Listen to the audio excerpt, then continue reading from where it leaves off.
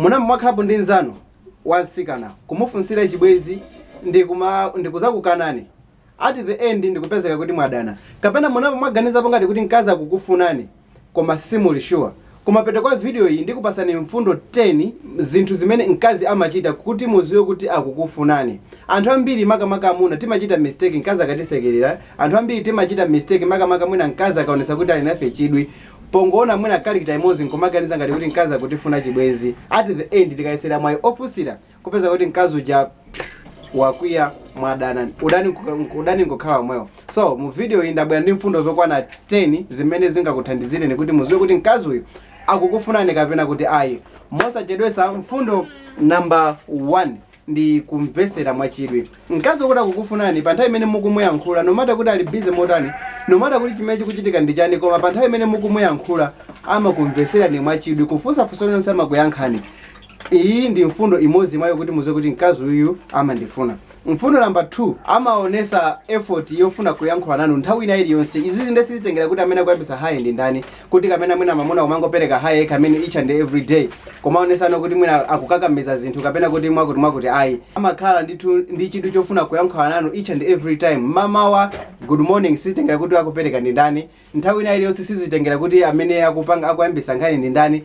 Mukumacheza chimozimozi ali ndi effort yoyankhula nanu. Wakusowani akufuna akuoneni, amachita effort ndithu yekha amene kubwera kuti azakuoneni. She likes you. Number 3, akamayankhula nanu toni yake sayankhula mokalipa, always amayankhula mwachete, mooneka kuti ni munthu wadekha.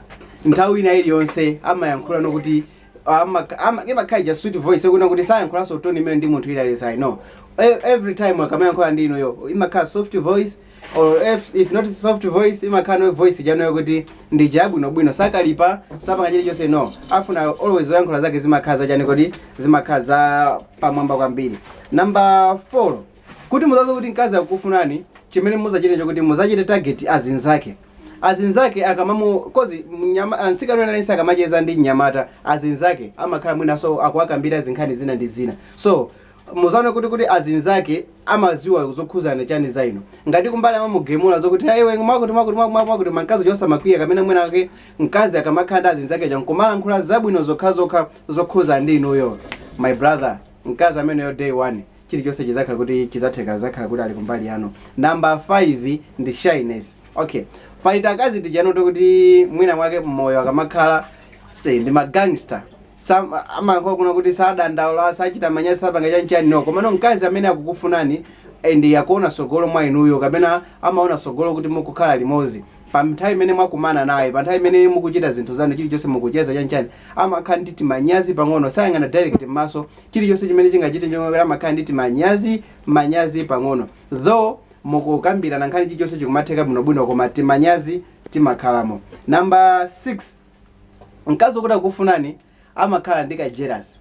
Yeah, safuna kuti muzichezaso ndi asikana ena munjira imene mmachezera nayo. Though mmacheza za friendly, kama mmacheza za school, kama mmacheza nkhani zokhuza ndi masewera osiyana koma safunaso kuti mmene wewe machezera naye mkazi uja uzichezaso ndi akazi ena nkhani zokhuza ndi zomwezo. Komanso mmawa wake vino yankhula samafuna amakuteteza kwambiri mu zinthu zosiyana.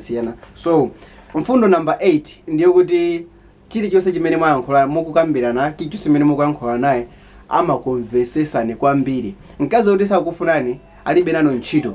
Chilichonse chimene mwayankhula ali ndi ufulo osusa, ali ndi ufulo mukhoza kangana yanchani, koma no mkazi kuti akufunani chilichonse amagwirizana nanu. Ngati panga kale chinthu chimwe asagwirizana nanu amachifotokoza ndithu modekha, amachisunga pasi pa mtima. Mfundo number 9, her body language. Mukazamona mkazi kuti mukakumana naye always amafewa, body language yake imaonesa kuti mkazi uyu akufewa. Komanso kuphatikiza pani ndi ma characters ena amene achula kale okwana 8 amene achula kale aja. Just know kuti mkazi yo siku lililonse mukazangola lankhula timauta tikonde semuzadana kuzakhala kugwira. Mfundo number 10. Mfundo number 10, her yes to offer. Okay, you'll find a time kuti mwina mufuna mupange zinthu zina ndi zina. Offer chilichonse chimene mukulankhula answer yake imakhala yes.